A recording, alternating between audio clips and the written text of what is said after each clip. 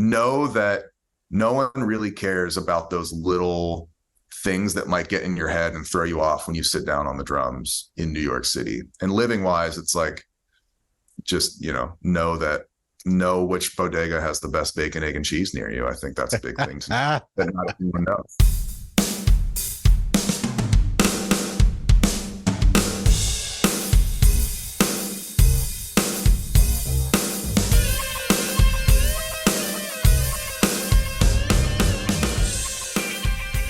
Welcome to Broadway Drumming 101. My guest today is Derek Stoltenberg. How are you today?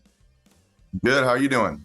I'm wonderful. I'm glad you can be a part of the podcast. I found out about you, I think, through Instagram, and I was scrolling through, and for some reason, some of your posts came up, and I was like, man, this guy has a really great feel. And that's one thing that really attracts me to certain drummers is the way that people play. And it's clearly why you were hired for the things that you've been hired for. And I'm glad you can be a part of the podcast to share some of your experiences with me. I appreciate that. I was wondering actually how you got my name, or if someone had passed my name along, or what. I never know how these things kind of happen sometimes anymore. So, but first, I have a question for you. Sure. Primantis. Do you like primantis? Oh, yeah. Since you're from Pittsburgh, tell me if you like those sandwiches. I do love them, and you got to get you got to pronounce it right. It's primantis, because it's part of if you're like a real Yinzer from back in the day, it would be like, go get a primanti sandwich. Like sandwich is really how you will see it spelled sometimes in like old ads for it, or like Yinzers making T-shirts and stuff. If you're like walking down the strip in Pittsburgh. But yeah, primantis. That's the way. Primantis. Yeah. So, but primantis it makes it sound a little more distinguished than it actually is. No, I love it. That's like one of my comfort foods whenever I go back home. I don't go there all the time anymore. Just when I go home, it's kind of like I just get in, I see some people, do a couple things, hang out with friends, and sometimes it's like, let's go to primantis, because it's also like pretty cheap to drink there. It's good if you like want to go to get together to watch like football or hockey, baseball. They always do like specials for, the local sports teams and whatnot. And it was great. Like there was actually, when I used to play a bunch of high school musicals, when I first moved back to Pittsburgh from after grad school, there was a bunch of my friends, we were all playing different like high school shows in the area. And there was like a primantis that was kind of central to everything. So we'd all just kind of meet there at the end of our shows, and they're high school shows, so they would end a lot sooner. And we could just meet up there and like have a nightcap, a night sandwich, if you will, and then head back home. And it's great. It's comforting. Your top 5 of all time. Curious as to what your influences were or are. Yeah. Oh man, of all time, or like influences getting me into drums? Influences getting you into drums. Okay. Ooh, man, that's so tough. Josh Freese is probably one of my like all-time favorites. And just a lot of like his playing, his feel to me has always been just like, he's just kind of like a hardcore, like blue collar drummer to me, even though he has like this like Walt Disney, Los Angeles upbringing.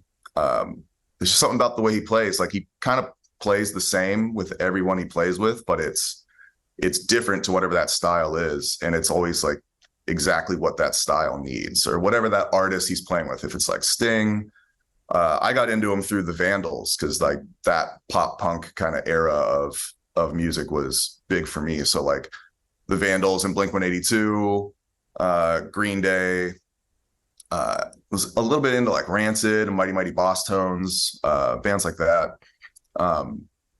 Yeah, Josh Freese was one of those guys who I loved. And then I got into him through like A Perfect Circle and Devo. Now he's with Foo Fighters, which I was really happy to see. I was bummed to see Taylor Hawkins die, because he was also a big influence on me, but I was like, right away, Josh Freese is the guy that's got to go in and replace him.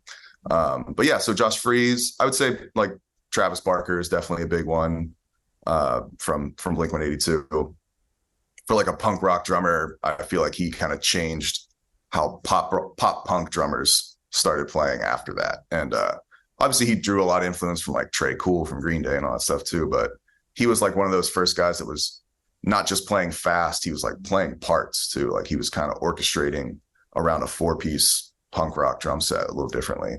So that was big for me. And then probably the next few guys, they're all like rock drummers, really. I didn't get into like jazz until a little later, but Chad Sexton from 311, that was like a big band for me. It's always been like one of my biggest bands in my life. Jose Pasillas from Incubus, that was a big one.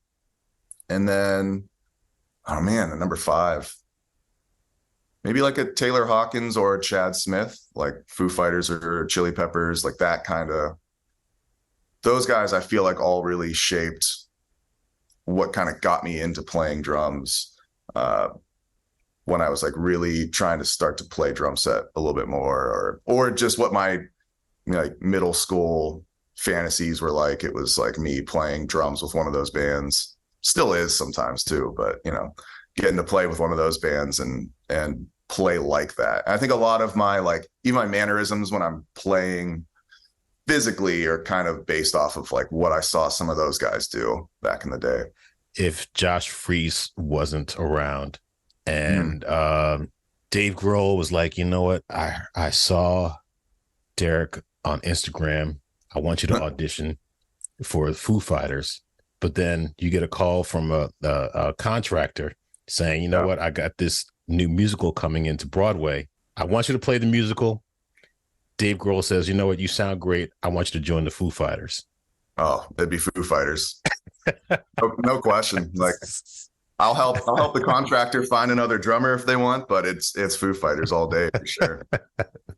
That'll always be like dream number 1 is like play with one of those bands, or I would love to be in a group like that. Obviously, that's such a hard thing to do, and to be in a band or with an artist that gets to get to that level. But that'll always be like, I would take that in a heartbeat for sure. Even if it's an artist I don't really care for, if they were like, we would love to have you play for a couple of years touring with us, I'd be like, all right, let's do it. All right. What if the situation was, Carter McLean is leaving The Lion King and he wants you to take over, but a band that has a new record out that you really, really love, like what's the name of the band? Starts with P. Jesse Ray loves them a lot. He wants to be the drummer. Paramore. He's a big Paramore. Yes, Paramore. Paramore says, you know what, I want you to go on this 6-month tour. 6-month tour with Paramore or The Lion King for the next 15 years. Oh man. See, that's tough because like you never know. Like a 6-month tour, who knows what happens with the band after that. It depends, because a band like Paramore has they came in as like this hot flash in the pan at first, and that's kind of what I think a lot of people thought they might be, but they've maintained a little longevity now, and they're like my age actually. I want to say they're all like mid-30s, and so I feel like I might still do that, because I feel like a show like Lion King, which obviously it's like that's a great gig, of course, to be on something that long running. I feel like you'll still want to do other things, and that show will still be around, or a show like that. There'll always be shows that are around.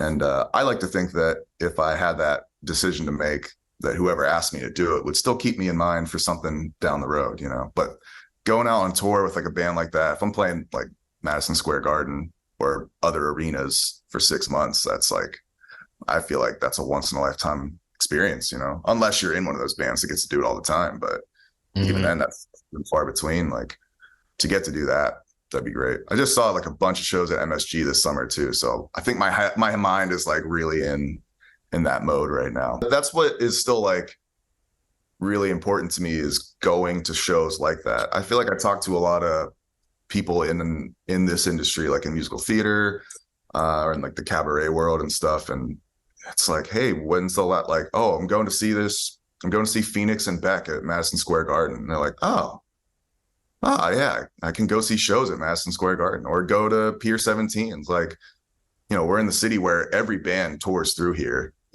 at least twice a year for most of them, and if not, once a year or something. But like, you're so close to so many great artists coming through. And I feel like a lot of people forget to, like, especially people who get into this and are musicians, sometimes you lose sight of, like, obviously life things come up, but so many people I feel like haven't been to a concert in a long time when I talk to them. And that was like such a huge part of my just kind of upbringing, and like my high school and college summers was like going to amphitheater shows and like just getting that feel of just like, waiting outside in the parking lot with your friends and then lining up and trying to run in, get a good spot, or sit on the lawn with some friends. Like that stuff to me is just, that's like Primanti sandwiches. It's like, it just kind of, it makes it all complete to me, So this summer has been great because I got off the road with Mean Girls and came home and was just like, oh man, there's all these bands coming through.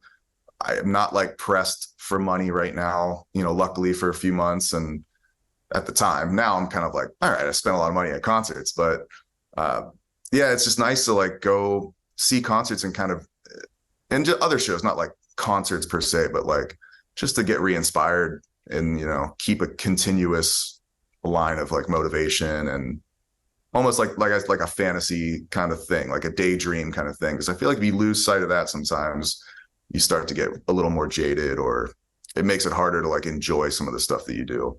But yeah, that's my long tangent about concerts. And it's unfortunate that a lot of the young people that it seems like they want to get into theater don't even know who A Perfect Circle is. Not that you have to know that, because you're not going to have a Perfect Circle musical, even though that would probably be cool. Great. I love that. Or Tool. Weird. It'd be so weird, man. It'd be great. What's his name? James Maynard? Maynard James Keenan, yeah. Yeah. Oh, man. He'd be. I actually, weirdly enough, I have like a WhatsApp group of all my best friends from like high school. Like I'm still really close with a large group of people from where I grew up and everything. And Maynard has been like a weird GIF or like a meme that we'll send for things, or like I don't know. It's like it's hard to explain the context of it, but every now and then like a Maynard GIF will pop up in response to someone that's having a bad day and they're venting. It's always like a GIF of Maynard, so it's like kind of like an angsty kind of, yeah, just him arching, doing a weird thing. I got to tell you, in 1995, 1996, when Enema came out with Tool, fellow drummers like, my God, you got to check out this band Tool. I'm like, okay, let me check them out. I grew up, just really briefly, I grew up in, was born in 1966. And I grew up in 70s soul and funk and disco. And then I got into rap music in 1979. 1979 is like the 1962 or 64 of the Beatles, when they were on the Ed Sullivan Show. When Rappers Delight came out, everything changed. But I got into hip hop, but then I also got into rock through my cousin. He introduced me to Rush and the Police and Iron Maiden. And our first rock concert I went to was Judas Priest and Iron Maiden. So I got it in.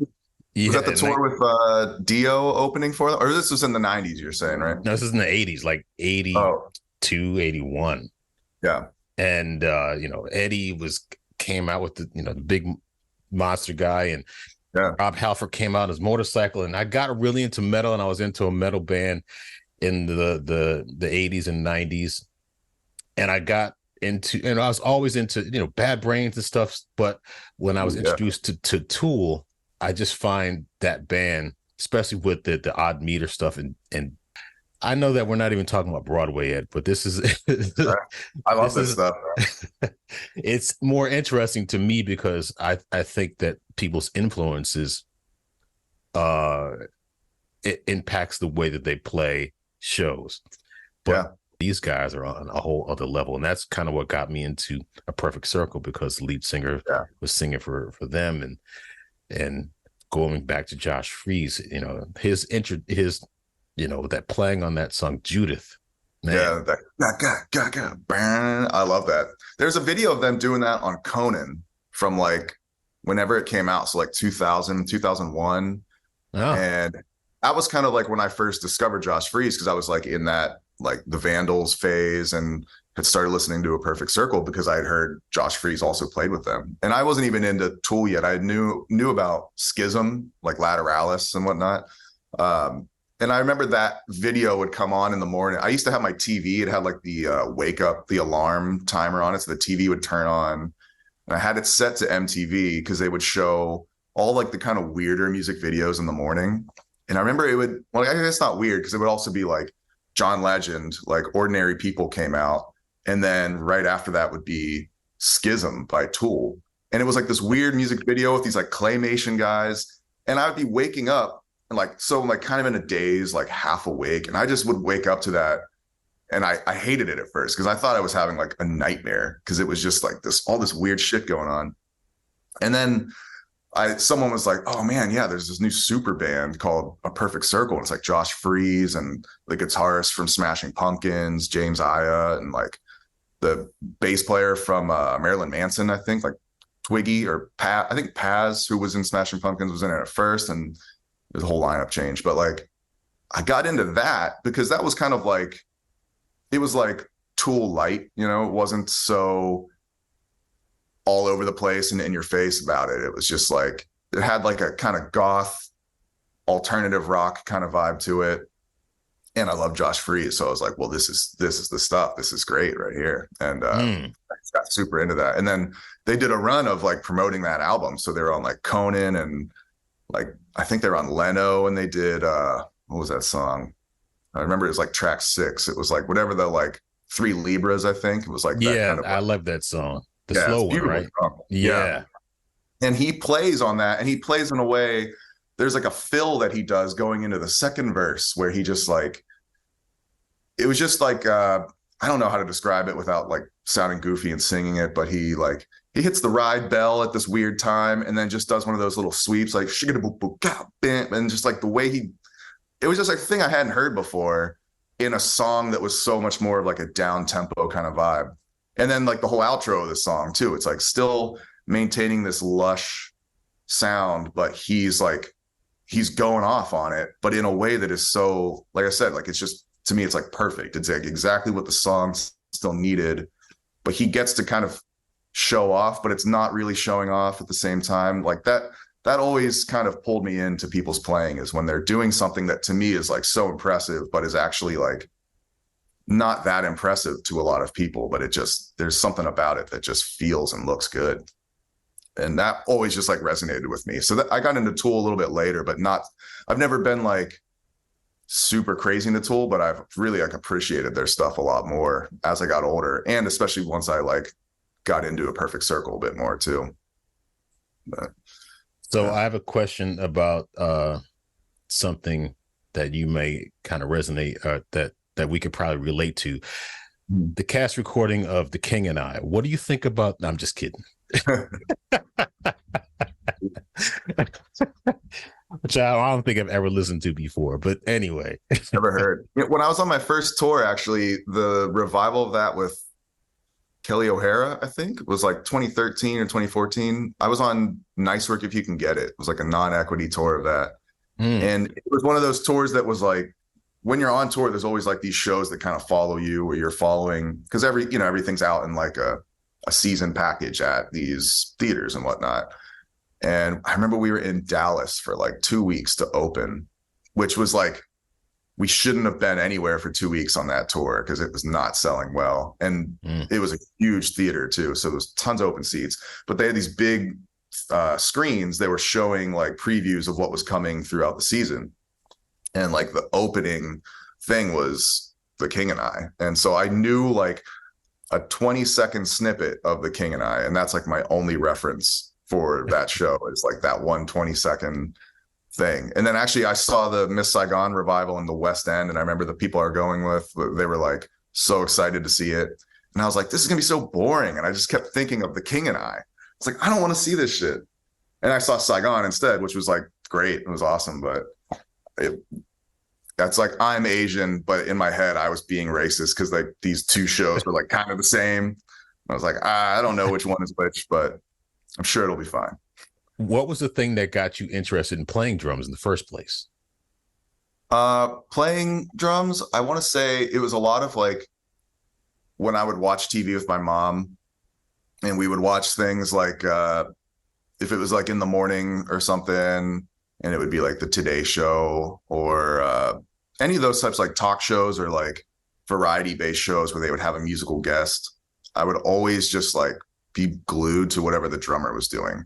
That was always, it was just always draw my eyes to it, just like seeing the person doing all these motions and like providing what I felt like was what I was hearing, which was like this groove, like whatever kind of made me like move around a little bit. I felt like I always clued in, was like, oh, it's this guy. Like this person is making me feel this way right now. And like I would see people dancing, and again, it would just be like, oh, well, what's making them dance? It feels like the drummer is doing that. And she would watch a lot of like Johnny Carson sometimes. Like it would be kind of late for me at that age, but like I would see Ed Shaughnessy playing drums on there, and I was just always drawn to that. And like we would watch the Grammys together or something, and like I would just be in love with that. Like to me, the Grammys is still like the coolest thing, because it's, even if you don't really care for all the artists or whatever, it's still like it's a night where it's just all music on stage, and it's just bands of all kind of genres.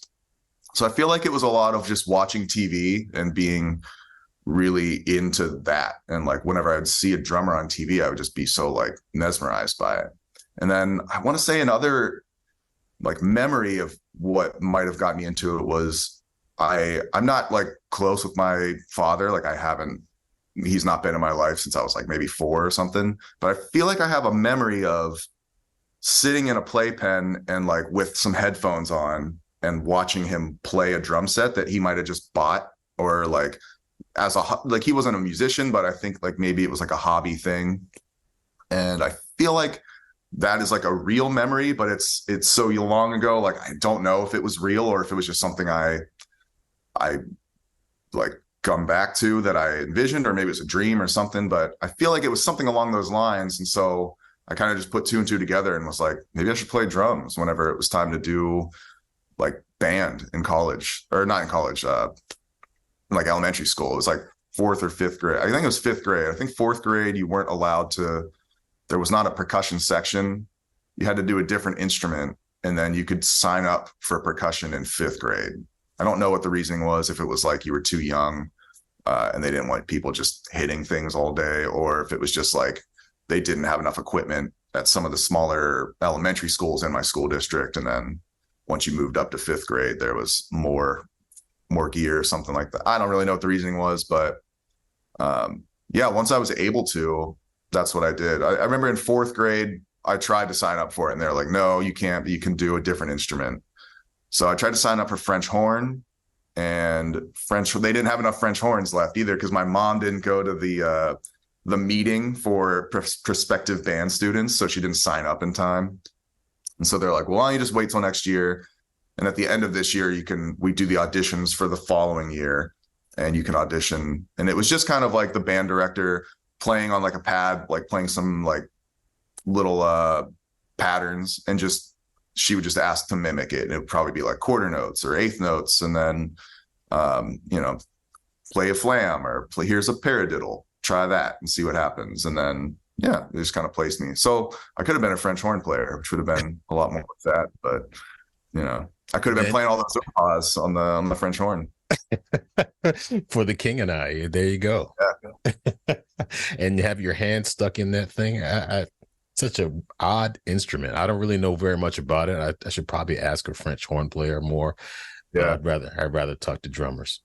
Yeah, I agree.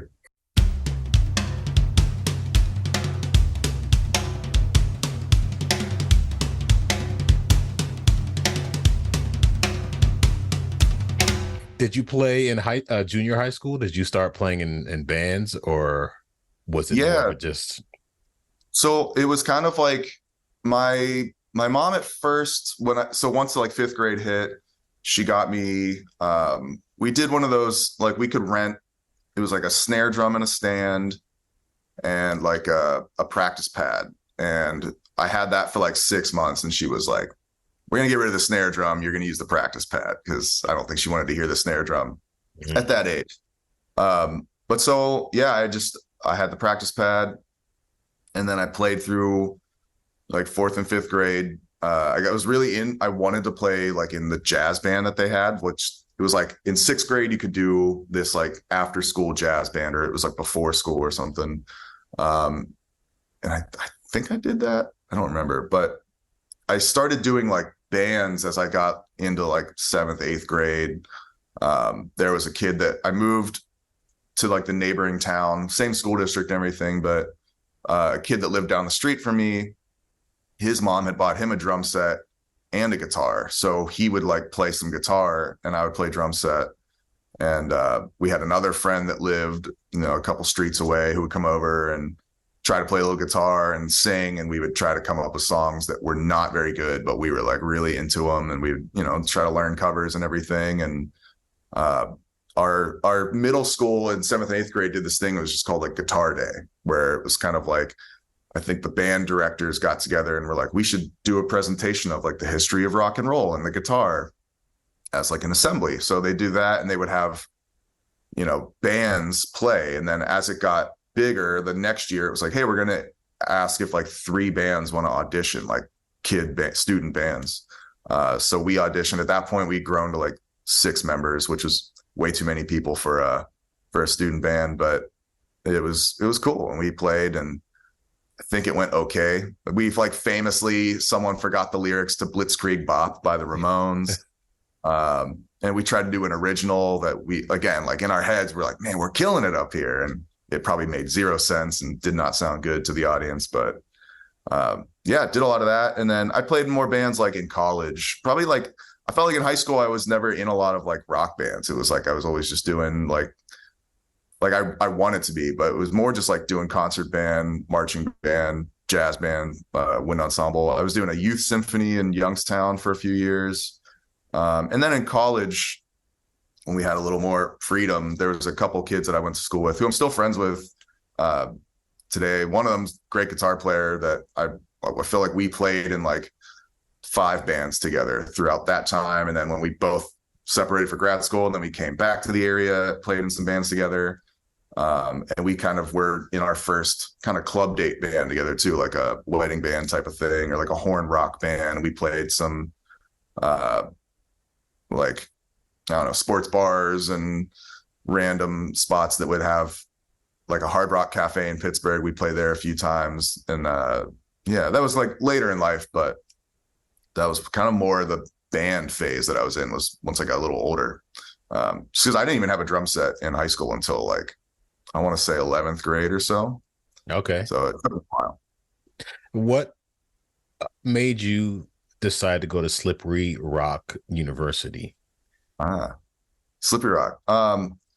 So that was like a local school. It was like probably 30 minutes north of where I grew up, in Zillionople, Harmony, Pennsylvania, which is like 45 minutes north of Pittsburgh. Just a little small town, kind of like Stranger Things. If you've seen that show, it's kind of like the town from Stranger Things, but with less alien activity going on. But so Slippery Rock was just like one of the local universities that had a lot of kind of pull around that area, just because it was, it was there, it was closer. And they had a lot of great professors there that would do a lot with the local high schools. So I'd already known of the, like they had a great jazz ensemble there led by Dr. Steve Hawk, who has done a little bit of touring since he's retired as well, actually, which is pretty cool. And then he just always had a great group going on there. So like he would bring that jazz ensemble to like local high schools, or like when a high school would do like an honors band or district band kind of thing, they would perform. And they would do this camp every summer, which was like a full creative arts camp. So there was like creative writing that you could sign up for, or like I would sign up for the jazz camp and do that for like 2 weeks in the summer. I did that one summer, I think, going into my senior year. And I'd also started taking lessons with the percussion professor there, David Glover. He kind of moved to town and started getting that job. And I remember one of the kids that was a year ahead of me in high school had been taking lessons with him. And he was like the first guy I ever saw that played like 4-mallet marimba. He had a Constantinople, which was like that to me, it was like, wow, this is the best ride cymbal I've ever heard. Like, this is awesome. This is so cool. And he was also just like, he was like that guy that suddenly like could do everything. And I was like, shit, I want to sound like this guy. Like, I looked up to him and another kid that was, I think a year older than him in high school. And like me and this other kid, Dave Eisenreich, who's actually, I got to play with him on Mean Girls. He was playing percussion down in Naples, which was like really cool. It was like a weird full circle moment. But he was like, yeah, I take lessons with this guy, David Glover. He's like the guy at Slippery Rock, and he lives, at that time he was living in Slippery Rock, and then he moved to Cranberry Township, which was even closer to me. That's still part of my high school district. He still lives there to this day. And so I just kind of hit him up and was like, oh, I want to kind of go further into the percussion thing and learn more about mallet percussion. And I want to play drum set like this guy Dave does. Like, he sounds awesome. And yeah, so I just kind of started talking to him. He gave me some lessons, and then kind of got me ready for my going into senior year, and got me ready for auditioning at Slippery Rock and then at Youngstown, and auditioned at some other school. I want to say Akron, maybe in Ohio. But yeah, he always treated me really well. And he kind of knew that I also I wasn't coming from a lot of money, and it was a significant bump from the guy I had been taking lessons with, and a little bit further of a drive. So to kind of convince my mom, he was like, hey, your kid's pretty good. Like, I would love to, give him some lessons. I can offer, I don't remember if he like just kind of waived the fee for a little while or whatnot, but he was very instrumental in being like, your kid sounds good. He should be doing these things. I want to help him out. And that kind of helped me also want to go to Slippery Rock. So I was like, this guy's great. He's been huge for me.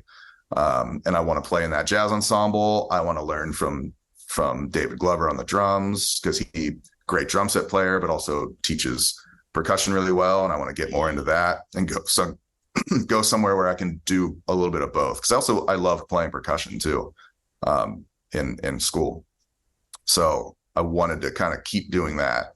And that just was like, it's closer, it's a little cheaper than going out of state to Ohio too. So kind of just helped make that decision for me. And I got to do all those things, which was great. And I'm happy I had that experience for sure. Do you have your bachelor's in percussion performance from there? Yeah, percussion performance. I went there to do performance, and then kind of got convinced that I should add like education. And then after like a year, I was like, it's not for me. Like, I'd always been taught like really good teachers in music should be really good teachers. And you don't want to like have someone who's half-assing that. Cause there's a lot of people that'll be like, oh yeah, I'll do education as like a fallback. And that's what people would tell me. It was like, well, you should have it. You can always play or you can always be a teacher, but still play, but you can't always be a performer and then get to teach, at least like, a full-time paid position necessarily, without the ed degree, which is obviously not true in terms of you could teach private lessons, you could do other forms of teaching, but I was kind of like, I don't want it to be a fallback career, because if I treat it as a fallback career, I'm probably going to half-ass that. And then if I'm going into something else with the idea of like, oh, this will be my fallback, then I won't be as committed to it as I could be. So yeah. And when I had talked to my professors about it, they were all supportive of it. And they were like, yeah, you seem like you know what you want to do. It's obviously going to be a little more difficult in certain aspects, and you're going to have to work a little harder here or do this a little differently, but they gave me full support and we're cool about it. So yeah, I did bachelor's there. Did you envision yourself doing what you're doing now, or did you see yourself playing for Tool or somebody like that? What was your main goal down the road? I don't know. It was kind of a little bit of both. Like, I had done high school musicals when I was in high school, and that is kind of what like helped me get into it and be like, oh, this is fun. Like, I enjoy doing this. This is a good use of all my skills. I think even at a younger age, it was like, oh, I can read music and I can also play this ballad in Seussical and make it sound like a Celine Dion power ballad. Like that excited me. I thought that was really cool.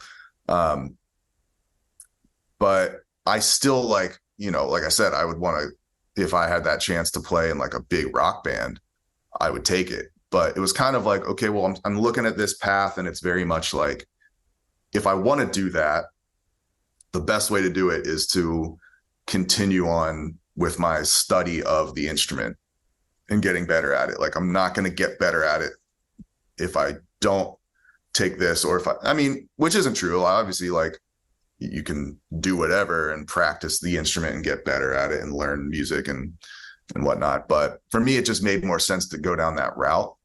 But I knew that it was something related to that, just because of the way I had been getting gigs when I was in college, and the way that I don't know, I guess just the way that I approached music.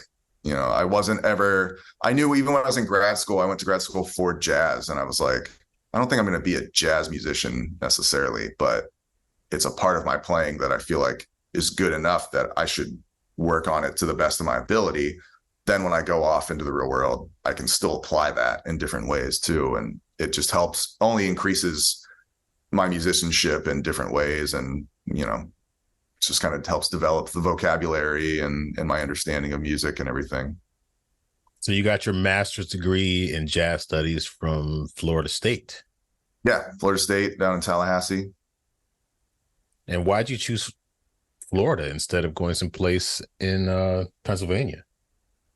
I wanted to get out of the state. I had been, I went from high school to college to a university that was kind of considered like 13th grade for a lot of people where I grew up. That, like, Penn State for anyone in Pennsylvania is kind of like 13th grade. But Slippery Rock for like locally was kind of like, oh yeah, this is a school that a lot of people will go to that's really close by. So I had just always maintained, or I had always remained in like Western Pennsylvania, which I love to this day. I still love getting to go back, and it can be beautiful. But I was like, I want to get out. Like, I'd always felt this thing that was like, I want to go to like another place, like another city, and get this experience of traveling. And my professor, David Glover, he was always very much like, yeah, like he went to Florida State, and he also went to North Florida and then UT Austin. So he was kind of like, a lot of people in this area tend to not go to a lot of other places. And it's really important, even if you were to come back here, it's important to go out, see other places, live somewhere else for even a year or two, and see what that's like, see how you change while you're living there, how you evolve and everything. So he encouraged a lot of his students, like a lot of them went to grad school in like very different places, which I thought was really cool. And to see people go down to like Atlanta, South Carolina, Texas, Florida. He's really good about like giving people those resources to kind of figure out where they could go next. And because that was a school he went to and spoke highly of, that was like kind of one of the ones on the list. And I went down there and visited, did like my audition there, and heard a lot of the players there, and was like, man, these guys all sound great. Like, as far as jazz goes, they were all like playing circles around me too. Like the underclassmen were like playing circles around me. So I was like, I need this, to be honest, it wasn't my first choice I think I did there, UT Austin, and then University of Miami. And I think those other ones, because they were more like cities that had a little bit more going on. Tallahassee is not, it's the capital of Florida, but there's not like a ton going on there as far as like a metropolis goes. So I wanted to go to these other places for that reason, but Florida State offered the assistantship. So I was like, well, I got to go that way.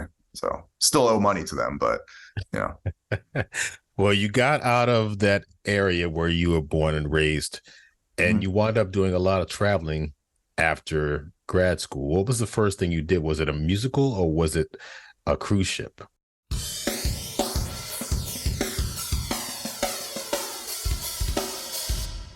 Cruise ship. So after grad school, which was great, I learned a lot there.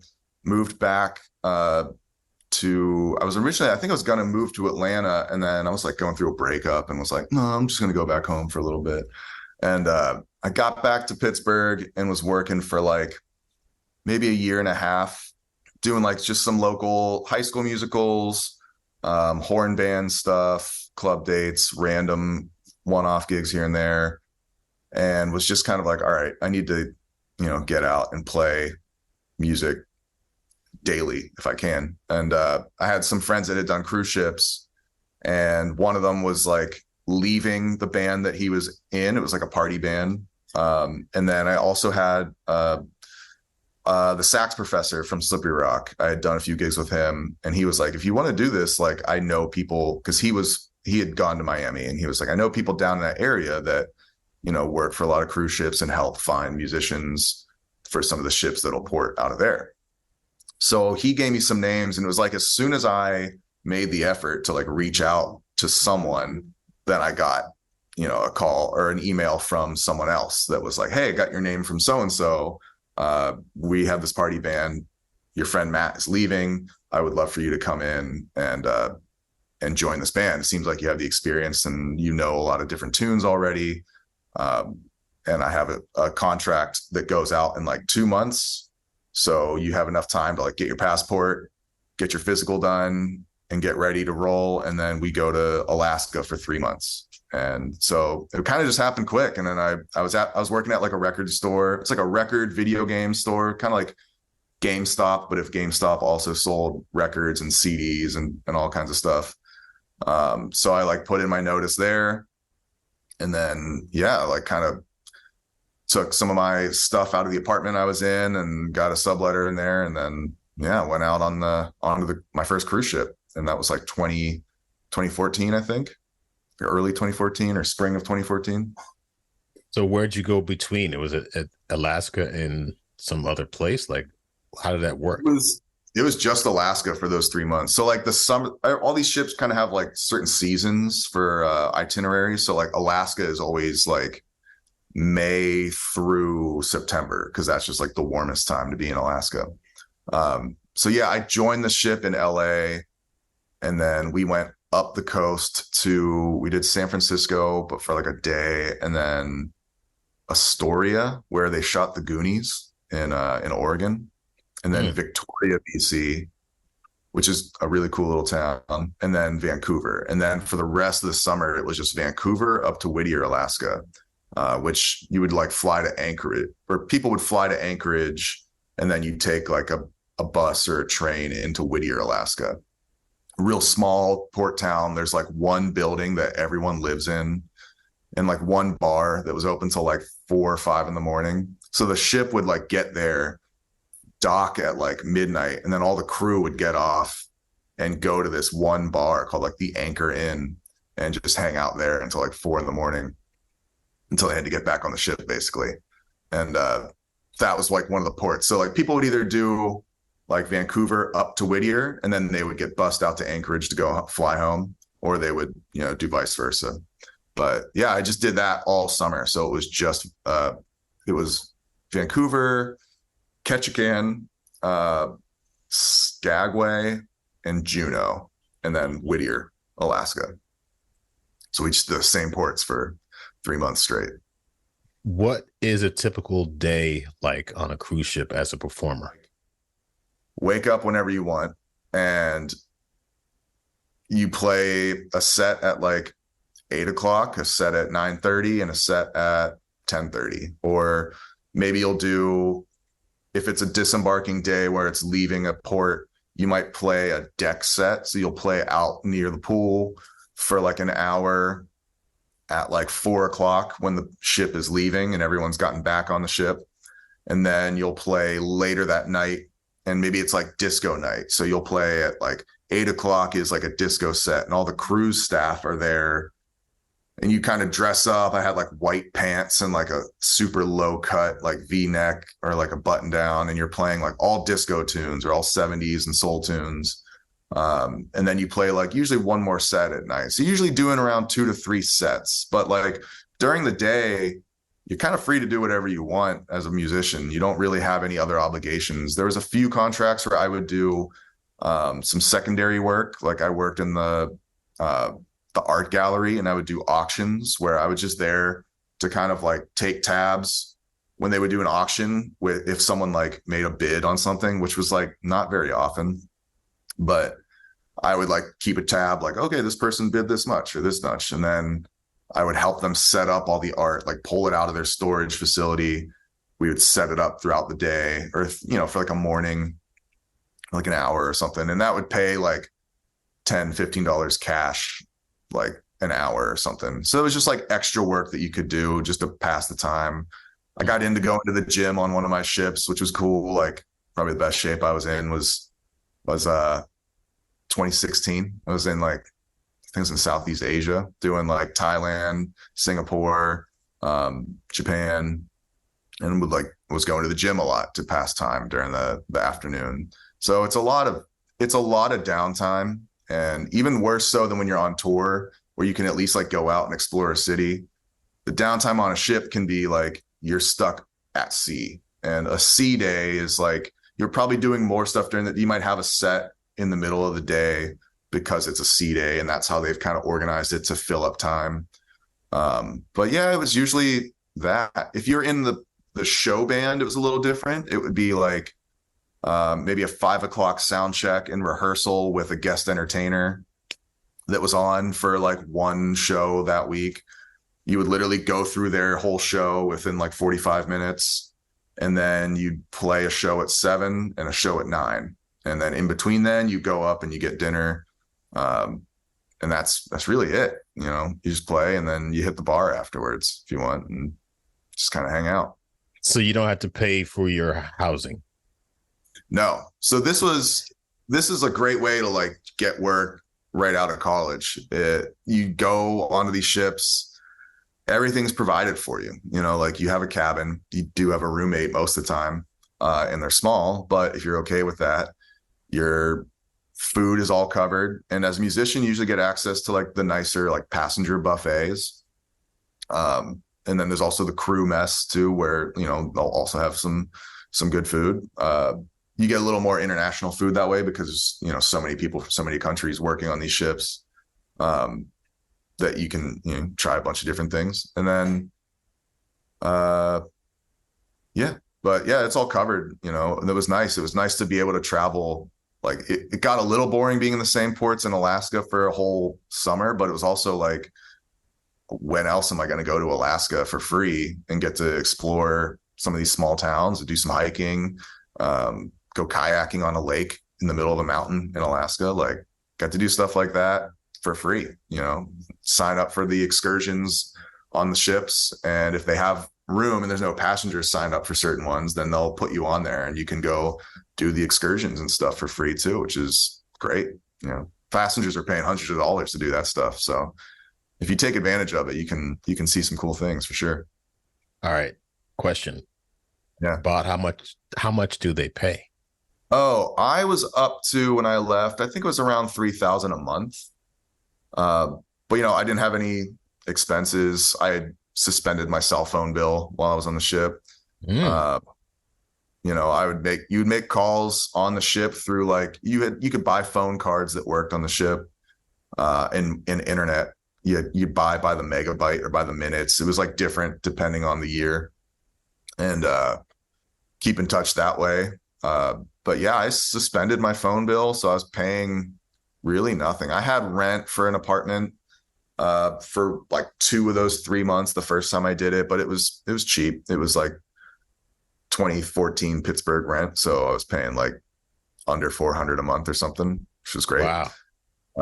Yeah. Okay. But even that, I was a little late paying that rent sometimes, but mostly because I was across the country. But yeah, by the time I left the ship, on my last ship, I was around like $3,000 a month. When I first started, it was less than that. I think when I joined in the party band, it was like $2,750, and so it kind of kept going up. And then my last ship that I was on, or maybe it was the second to last one, I was doing more of the show band stuff, and that would normally start a little bit lower because with the party band, you're coming in as like a specialized entertainer. With show band, you're just one person that gets rotated in and out of like a group of 7 musicians,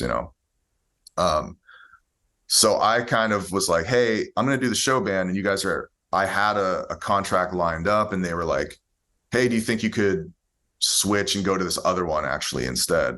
Which was kind of throwing off my plans for that season or something. Ended up being totally fine, but I was like, yeah, could you toss me a little extra to kind of make up for the difference here and whatnot? Or could you keep me at my party band rate? Because I know the show band would normally start a little bit lower. And they were like, yeah, all right. Like, you've worked for the company before, we trust you. Like, so that was nice. They kind of threw me a bone on that one so that I didn't take a pay cut switching positions, which was cool. But yeah, I would say it was around that. And it was nice because like it was a good way to pay off some bills coming out of college and grad school. I had some credit card debt from like a root canal I had to get when I got back from grad school. So paid for that. That was a great feeling. The first time, you make that first like big credit card payment was great. Or like when you get to zero on that card, that was awesome. But yeah, it was a cool time. I always tell people that if you're coming out of school and you're not sure what you want to do, and you're not like hardcore about like, I want to only audition for symphonies, or I want to just play jazz, or this or that. It's like, if you don't know what to do, those ships are great experiences. I wouldn't do them now at my age and like having already done them, but like, I think they're great. And there was definitely times where I was like, oh, this sucks, I don't want to do this. But like, looking back on it, it was such an easy experience. And it's such a unique experience too, that like, it's hard to share it with other people that haven't done it. When you meet, like, I know some people in our industry that have done cruise ships, and I feel like there's a different bond when you get to talk about like, oh man, you were on this ship, this guy, and you went to this weird crew bar in this one weird port town, like, it's just different. It's a different vibe sometimes. So I'm glad I did it. It was a definitely good experience. And it got me a lot of playing and reading chops too, I think, which is really nice. What got you into playing musicals and doing tours? And what was the first tour that you did? First tour I did was Nice Work, If You Can Get It. A kind of swing show, like all Gershwin music, which was a great time. That was kind of closer to when I had gotten out of grad school. So I still had a lot more of that knowledge because it was a lot of like 20s sounding traditional jazz. No ride cymbal was like riding on the splash cymbal, that kind of stuff, which was great. But getting into it was, I think, when I was in like maybe 9th or 10th grade. One of the guys, like one of the seniors that was in the percussion section or in marching band or whatever, he was playing the show. I forget what show they were doing at my high school, but I remember the girl I had a crush on or something wanted me to go to the High School Musical with her. And I remember like, oh, this guy's playing drum set. Like, that's cool. And then the next year it was one of the other guys I looked up to was playing it. So I was just like, oh man, all these great drummers at my school that I looked up to and really enjoyed their playing or enjoyed them as people and their kind of trajectory as musicians. I was like, oh, they're all doing this. So like, I should try to do this when I get the chance. And so that's kind of how it happened. My first one was Joseph. I think I played the percussion book for Joseph when I was in 11th grade. And my friend Eric Statzer, I think was his name, he was playing drum set. And so we then swapped the next year because I was like, oh, like I'll do it, but I'd love to play drum set next year. So we were like, yeah, cool. Like we'll do a swap, which I'm glad because senior year was Seussical. And that was the first one I got to play drum set for. And I loved it. Like I just had a great time. Like I said, there was like moments where I could play like a little Latin jazz number and learn how to play a mambo. And then there was times where it was like play more like a power ballad, which I would listen to a lot with my mom because we would drive home from like my grandma's and she would listen to like Delilah After Dark, which is like power ballad after power ballad. And so I just kind of always had a soft spot for doing that kind of stuff too. And yeah, just kind of got into it through that. And then when I got to college, it was kind of the same thing. It wasn't so much, I played like one of the musicals at Slippery Rock, but they only did one like a full musical like every 2 years or something. But then I got hired to play like a local high school, like another high school's musical, which was kind of cool because I was like, oh, I didn't know I could get hired to do this because my high school had never hired people. It was always just the kids in school played in the band for the musicals. So once I learned I could get paid to do it, And then I started getting more calls for that. I was like, oh, this is easy to me. Like at that time, there's obviously there's harder elements to it as you're a professional, but like at that time it was like pretty low stakes. You're playing out of high school. They weren't expecting me to bring in, I would look at the list and be like, oh, I don't have half this gear, but I have a drum set. And they'd be like, yeah, that's fine. And I would just make do and play. And it was cool. And I'd have a good time. And usually it was like other friends in college who were like hired to play trumpet or guitar. And so we would like carpool together, and it was just kind of like a fun hang, I thought. So kind of just got into it through that. And then, yeah, I'd known I'd always wanted to like tour at some point, just because I remember seeing a tour of The Lion King when I was in college with a buddy of mine and being like, man, that's great. Like that seems like a fun time. And they get to tour. Like, that's cool. They're just traveling to all these great theaters and getting to play. And so it'd always been like kind of on my list of things to do. So I was kind of lucky when I got to do it. And what was the thing that you got to do on tour? What was the first tour of a show that you did? That was Nice Work. Nice Work, if you can get it. Okay. I got that. It was kind of weird. I got that through, I'm always hesitant to say this because I don't want to give people the wrong impression, like it's going to happen for them. But I got it through that Facebook group, the musical theater drummer and percussion group, which I've since now like kind of forgotten about because I'm not really on Facebook as much anymore. But like someone, I think Jeff Snyder, who was like a longtime road guy from New Jersey, he had posted on there. This is when I was on my first cruise ship. He had posted that he was helping someone find a drummer for a potential tour. And the tour had music that sounded like 20s jazz and was Gershwin based and all this kind of stuff. And someone like just sent me that link and was like, hey man, I've heard of this Jeff guy. He plays a lot of tours. You should hit him up. And I was on the ship. So again, like limited Wi-Fi access and whatnot.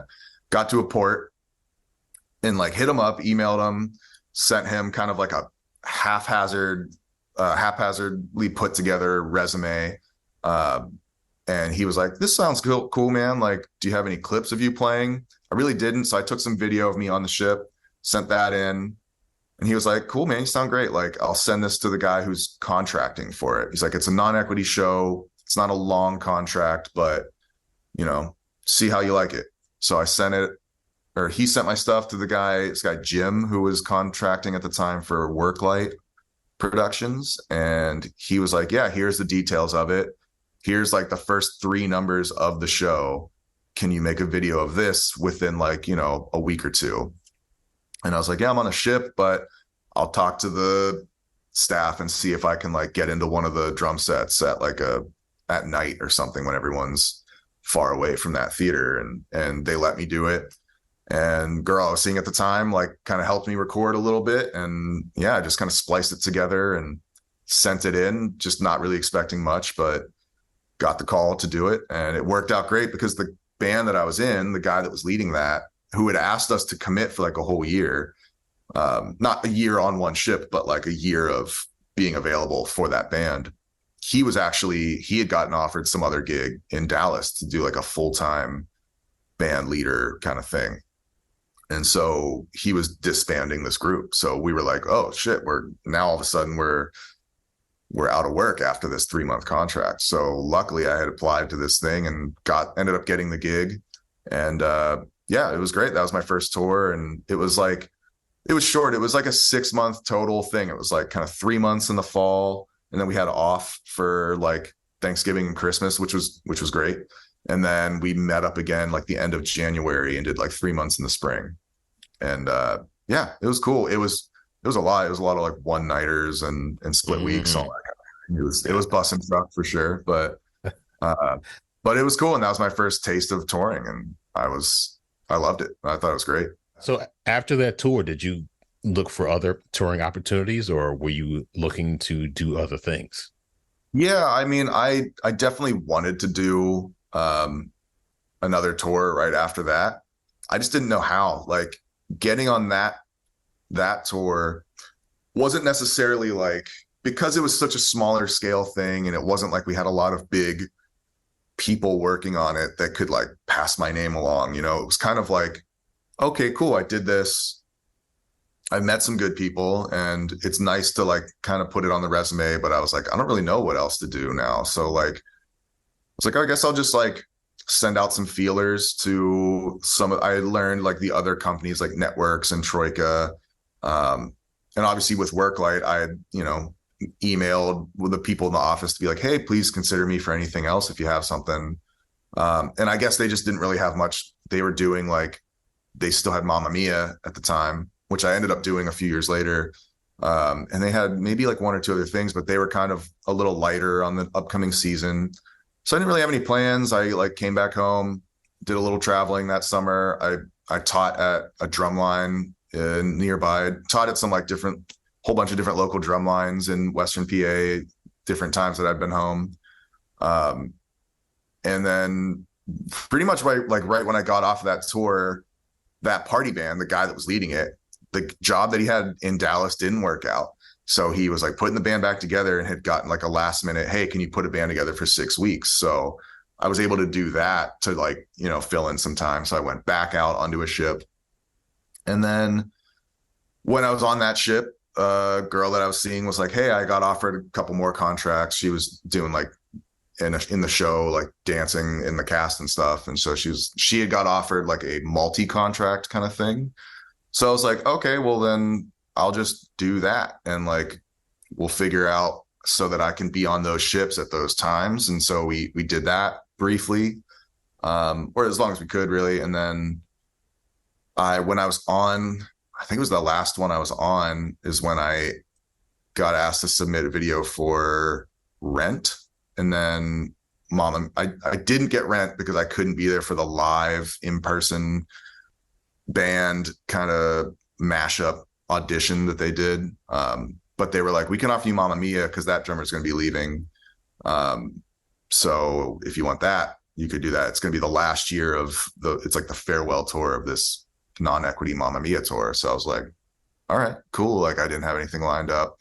I had went back home to help take care of my mom for a little bit, and then just kind of worked out timing wise. So yeah, that summer after my first my first tour, I was kind of like, I don't really know where to go. I don't know what to do next.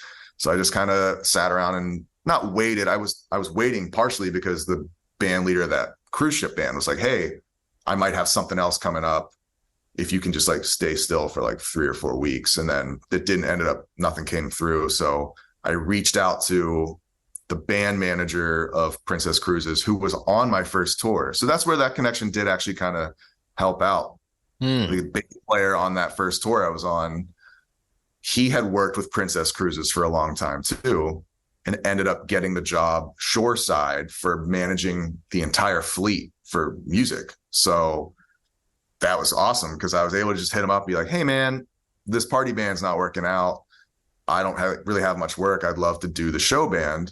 Girl I'm seeing is on this ship and this ship and this ship for the next like year and a half. Can you get me on any one of those? And he was like, yeah, we could get you on this one at this time. We can't do this one yet. We could do this one. And so we kind of came up with a little itinerary for me to do a few more ships. And yeah, I was able to do that. And they were great. The one of them was like where I met some really good people, and it was like the flagship at the time. It was like their newest ship in like 2016 or something. So it was like all the best guest entertainers were on that ship. So I was learning a lot of great music for that one. And the shows were pretty fun to play too, actually. And a lot of variety on those ships, like the show wise. So that was nice. It was a good breakup too, because I'd done the nice work, which is like all swing the whole time.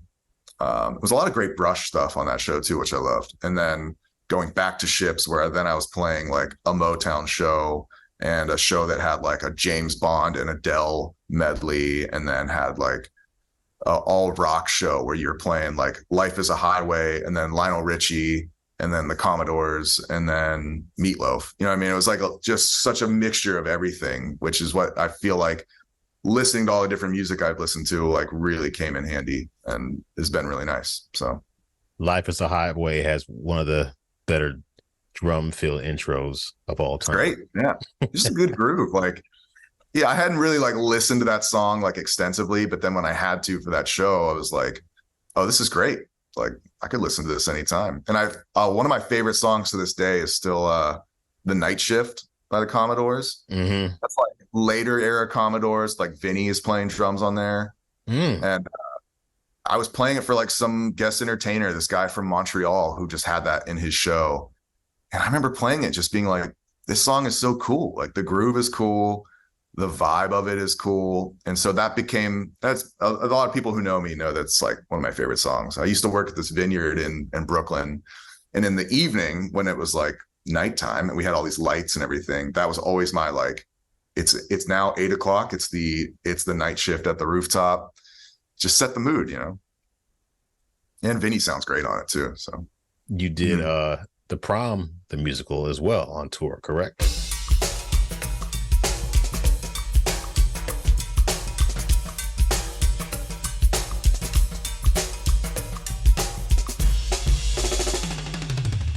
Yeah, I did Prom. That was like obviously not coming right out of COVID because we were still dealing with a lot of COVID stuff during that. But yeah, that was like that fall of 2021 when tours were starting to reassemble and go back out. And that one had been one that had been put on the back burner because of 2020. It was supposed to go out, I think originally in like the winter of 2020 initially, or sorry, like, yeah, early winter of 2020, like January or February or something like that. So they obviously just kind of just pushed that back. And then I got to go on it like from the get-go, which was cool.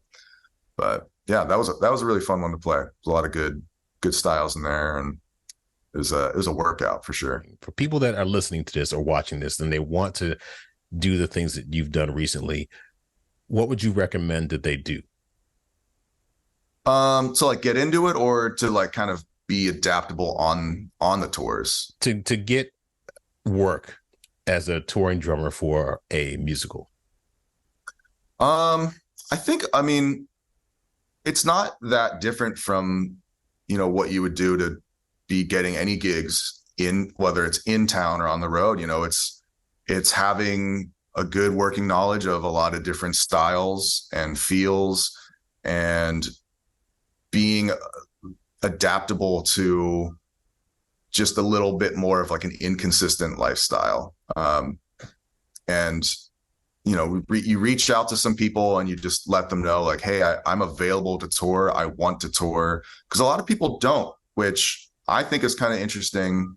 I get it at a certain age or at a certain point in your life, but I think letting people know that you're interested in it is like the first step, because I think a lot of contractors or music directors who are looking at, you know, filling up their roster for a band for a tour, sometimes just avoid asking certain people because they're like, oh, they seem like they don't really want to leave their area and they're kind of set doing their thing. So they don't even ask people sometimes because they just assume.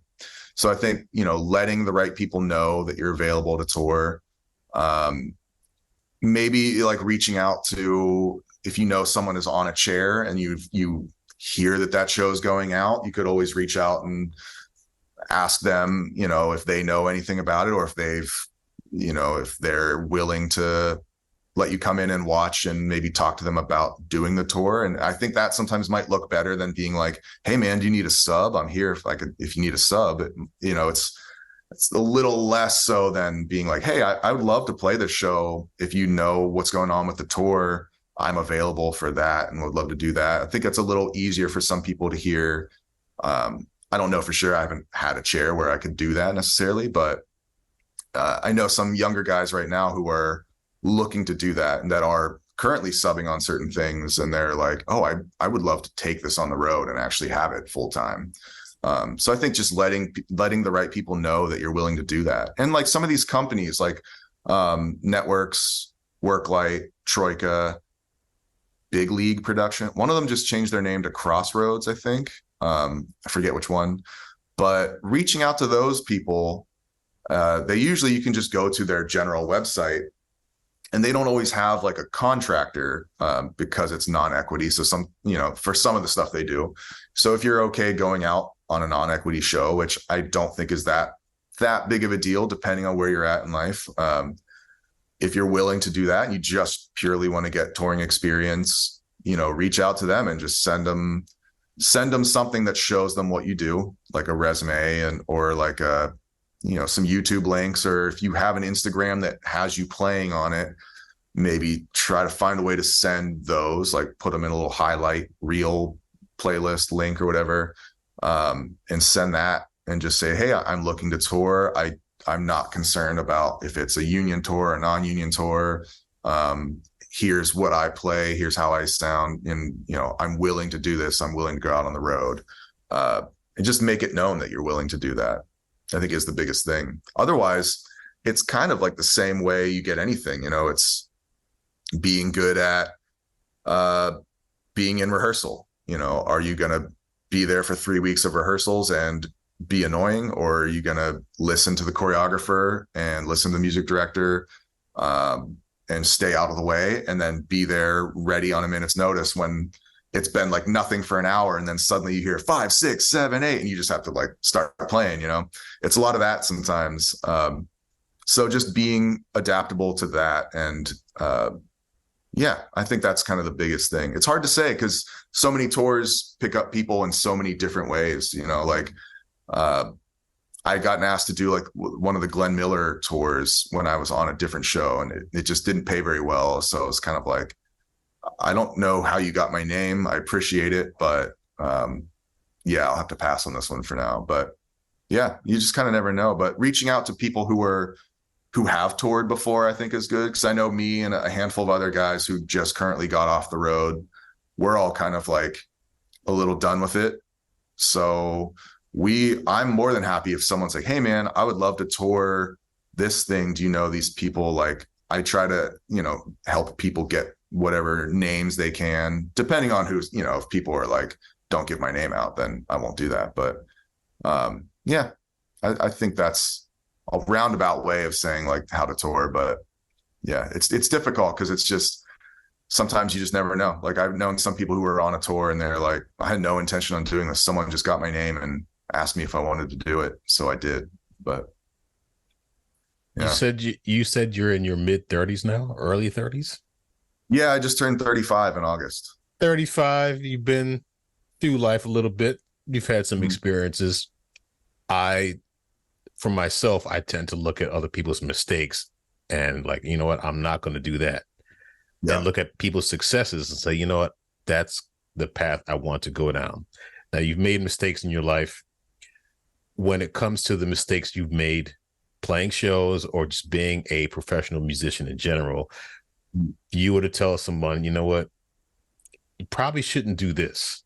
What's that one thing that you tell people? Try to avoid this.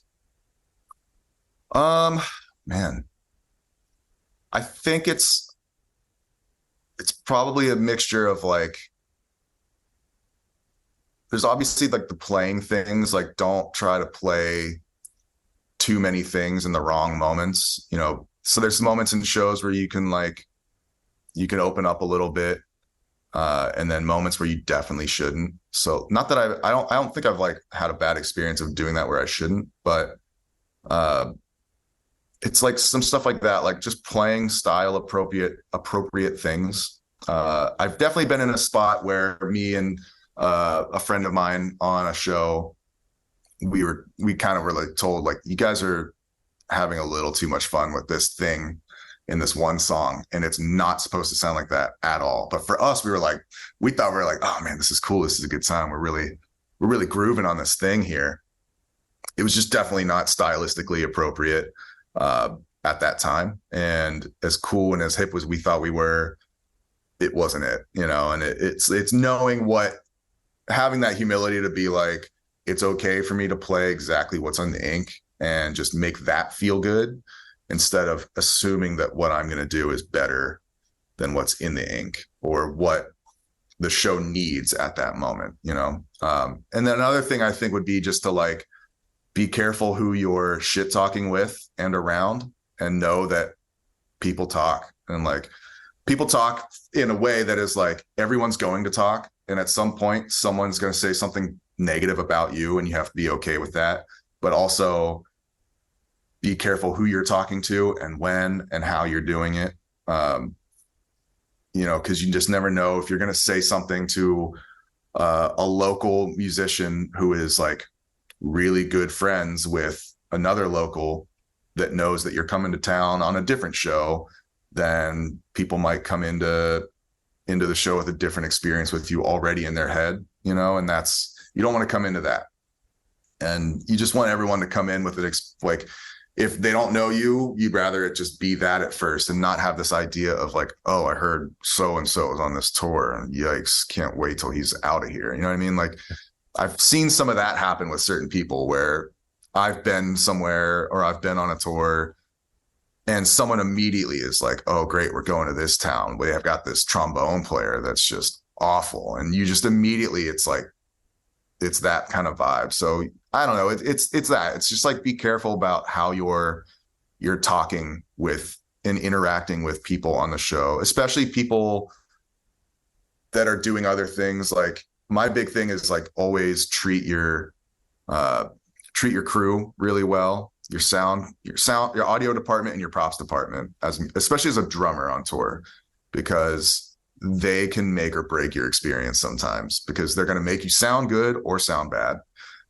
They can make sure that your trunks with your gear are set up near where you need to set up when you get in there to load in, or they can put them halfway across the auditorium and you've got to like figure out how to carry stuff through a bunch of stands and then drop it over the barrier into the pit or get it down or not, like, don't ever assume that I've seen it before where people have been like, oh man, it's such a long day. I had rehearsal at 10 and then we have a show tonight. And it's like, yeah, well, the props guy's been here all day loading in heavy equipment. And then he also has to take care of like the keyboard player's like stool, you know what I mean? Like, they're doing so much that just, you never want to like do anything that's going to rub them the wrong way or have a bad feeling about you as a musician coming in at the last minute and just like sitting down and playing. Because, what we do, I feel like, is what all of us do on tour is like it's a privilege and like, it's great to do it. And we've all earned our way there, but you just want to make sure that you're like aware of what other people have had to do just in that day alone to get there. You know what I mean? People that want to come to New York, they're like, man, this is where it's at. There's, the jazz headquarters of the world, supposedly. There's musical theater here. Of course, there's musical theater all over the United States, but, Broadway is here. Of course, I can go to the West End, but I'm not trying to go to London. But Broadway is here. I want to move to New York. What should I know about living in the city that people probably don't know and that they should know? I feel like it's that you don't need all the gear that you think you need sometimes. Like, I feel like when I was younger, I would be so thrown off if I didn't have like my cymbal, if I didn't have like my full drum set, and set up exactly the way that I wanted it to be. I think it's when you come to New York, you have to be able to like shed what that feels like and like get rid of that and just be able to go into any backline situation in any room and just be able to adjust on the fly and just deal with it, and know that no one cares. It's like, I think that's the biggest part about it, is that sometimes you go in, you're like, oh man, I hope it sounded okay. Like, the snare was a little weird and blah, blah, blah. Like, no one cares, man. Like, no one in the audience is like, oh man, I hope they got the right snare drum today. Or I hope the wires are okay. And that little hole in the bottom head, I hope that's not throwing them off. It's like, they don't care. And I mean that in like a good way and a bad way. It's like, they're not going to care if you make a mistake because of that. They're going to let you go for that. They're not going to hold it over your head, but also they're not going to care if you try to use it as an excuse. They're just going to be like, okay, guy was in here at the 7:00 show and sounded just fine. You know what I mean? Like, so I think it's that. And I've had a lot of talks with other drummers here that have been like, oh man, I love going to this room and playing on those drums because they sound that way in that room for a reason. And they've been through a million tunings and everyone's kind of found about up and down which way they can go with a drum at like 54 below or at green room 42. And you just kind of know what's going to work in there. And you know how to just quickly adapt and be like, oh, this thing's ringing too much. I'm going to throw a little bandana on there, or I'm going to throw my wallet on here, and we're going to make it work. And no matter what. So I think it's just that. It's just know that no one really cares about those little things that might get in your head and throw you off when you sit down on the drums in New York City. And living wise, it's like, just, know which bodega has the best bacon, egg, and cheese near you. I think that's a big thing to know, that not everyone knows. Know the difference. I think know the difference between like a bagel at a good bagel shop versus a bagel at just like a generic bodega, because that's just going to be like a bag of bagels. You gotta know where you can get that good bagel. No, it all comes back to food, because we started out with Primanti's. True. Very true. Katz's Deli, and now we're talking deli, the best delis and the best bagels. And that's important, because New York City does have, as much as I am kind of burned out from living here, they do have the best bagels in the world. I'm sorry. New York, you can't beat it because of the water, from what I understand. Same thing with the pizza. As much as I love Chicago pizza, there's something about a New York slice. It's just, I don't know. Yeah. It's the convenience factor, like I love a deep dish pizza too, but to me, I treat them differently. It's like, I love going in somewhere, grabbing a slice and walking out with it. And that was the whole thing with Primanti's. Primanti's was made for like truck drivers and people like driving the boats, like the barges through the rivers there, to just be able to come in, get a whole meal in one and just eat it. That's why it was like the fries and the coleslaw are all on there. So it's convenience. It's not the most convenient sandwich because it's huge, but it's the convenience of the full meal in one. I guess a good thing to know is to like have those things that help you do that quickly. Like I always have like a couple bandanas in my cymbal bag. I've got the little like snare weights that you can just like clip onto under the rim of like a snare drum or a tom. And then you can flip them up and down, and just a little piece of leather essentially that just kind of, it's better than a moon gel, I think, just because it's not sticky and you can reuse them. They're not going to like get bad over time. Like little things like that. Even I used to take like a tea towel or like a little washcloth. And there was one place, now I play at Bar 9 a little bit, and they have a cymbal stand that does not have a felt or a sleeve on it. So usually I'll just play whatever the cymbal's there, because I don't want to ruin my own cymbals. But when I've experienced that before, I'll take this little washcloth and like essentially just drape it over the stem of the cymbal, and then put the cymbal on that, because then it's got the washcloth, and that also helps it stay up because there's not always like the felt underneath or anything. So it's kind of dual purpose, and sometimes it sounds kind of cool, and it doesn't like change anything, especially if it's just like for a crash cymbal, it's still going to sound like a crash cymbal, and it at least keeps it from keyholing and all that stuff. But just those little things I feel like are really good and like helpful. Another tip too, Steve Picotaggio, great drummer up here in Washington Heights. I always say like anything that I've learned about being a mobile drummer, he has taught me. And it's like, you get the bongo bag and you get lightweight hardware. That's a big thing. I think having the like single braced or flat braced lightweight hardware from any of these companies now makes it, like Tama, DW, Ludwig, Yamaha makes it, but they're like that thick kind of like weird. They're really light, but they take up more room. But the other brands, you can take them apart and put them all into a bongo bag. So I can fit like 2 cymbal stands, snare drum stand, floor tom legs, the base of like a cheap throne, hi-hat, fit it all into this like protection racket bongo bag or like tuxedo bag, bongo bag. Pop that on top of my bass drum, which will have like the seat, like the actual seat for the throne will be in there kind of like against the head. Or, sometimes I'll just, if I'm doing a gig and I'm just doing kick and snare, I'll just take the front head off my bass drum, put the snare drum in there with like a towel around it, and then the throne in there. So it's just literally like, it looks like one drum and then bongo bag on top of it, and all strapped to like one kind of heavy duty, cart. So you can have it all on one cart. So props to Steve Picotaggio for teaching me that. But I think a lot of jazz drummers do that too when they're doing those kind of restaurant gigs. And all you need is like, sometimes all you need is a ride cymbal and a snare drum, and you can do the gig like that. But learning how to be like not needing a lot, I think learning how to be as minimal as possible and being like figuring out how to do a 3-hour gig with just ride cymbal and snare drum is going to really help you out. And then when you do get a full drum set, I feel like it opens up things in a totally different way. You know, you get to think about it a lot differently and approach it differently too than just hitting it just because it's there, you know, which also is okay to do sometimes too. But, you know. Where can people find you on social media?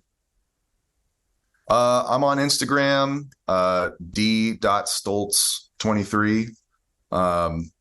And then I'm on Facebook. I don't really use it that much. I have a YouTube channel it's not like a YouTuber's channel. It's just random videos I've popped on there throughout the years. I've got like one video from the prom. I think I have one from Mean Girls on there. I'm not too sure. Some old Mamma Mia videos on there. Yeah, just like some random stuff on there, but nothing too crazy. And then, yeah, I'll be just like, I usually post if I'm playing anywhere on Instagram. I have some stuff coming up at Bar 9, some readings. I'll just be kind of in random places, but yeah, social media, it's usually Instagram's the one I'm on the most. Well, it's very nice to get to know you and to meet you through this Zoom call. And I wish you the best of luck with everything. And maybe one day there will be a Primanti's in New York City, and we'll go hang and get some comfort food. I hope so, man. It'll be a good time. I'll make sure you get the right one too. Which one do you normally get? I'm curious. I do the corned beef and cheese. A lot of people will do the Pittsburgher because it says it's the second best seller on the menu, but it's not my favorite. It's not the one. It's like, well, it's essentially like a cheeseburger, kind of like a chopped cheese. But I was about to say, like a chopped cheese. Yeah, the number one best seller on the menu is not a sandwich. That's how they get you. It's beer. What is it? Really? Yeah. They have their own beer, or they just say beer? It's like, you know, usually like Icy Light or Yingling, like a Pennsylvania beer. Okay. I think they're starting a beer collab with North Country Brewing, which is from Slippery Rock, actually. So I grew up with them as like my brewery of choice.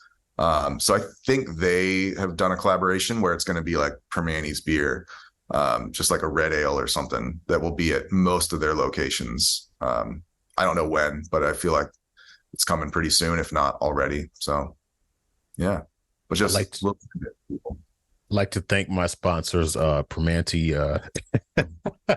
Primanti Brothers, Innovative Percussion. Yes, yeah, you and I have a similar thing with Innovative. I like Innovative sticks. I use their Nashville stick. Oh yeah, that was pretty good. I was using the LA session one for a while. Mm-hmm. And it was hard to get. They were like going out of stock with that one for a while. It started to get pretty popular. So now I'm on the 5AB, and then the Cool Ride. When I'm doing like quieter gigs, I'll use the Cool Ride, just the little tiny tip, but same like diameter as like the LA session one. So it's kind of nice for those quiet gigs. Cool, man. Anyway, I'm gonna let you go. Thank you very, very much for you taking time out. And Lily, thanks for having me. We will talk soon. Sounds good.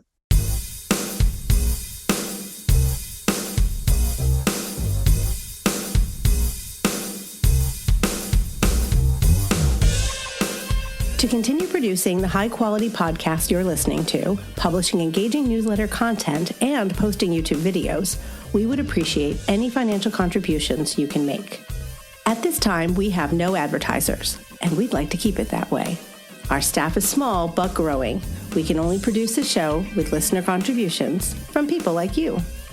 There are a couple of ways you can do that. You can sign up to be a monthly or annual subscriber at BroadwayDrumming101.com. You can also contribute any amount you wish through PayPal at paypal.me/BroadwayDrumming101 or through Venmo at Broadway Drumming 101. Or help keep us caffeinated by buying us a cup of coffee or a week's worth at buymeacoffee.com buymeacoffee.com/BD101. That's buymeacoffee.com/BD101. We appreciate any support you can give. Don't forget to subscribe to the Broadway Drumming 101 YouTube page. You'll find more content that isn't featured on the podcast or on the Broadway Drumming 101 Instagram page. Make sure when you subscribe to the YouTube page, you click on the button to be notified when a new video is published. Thanks again for listening to the Broadway Drumming 101 podcast.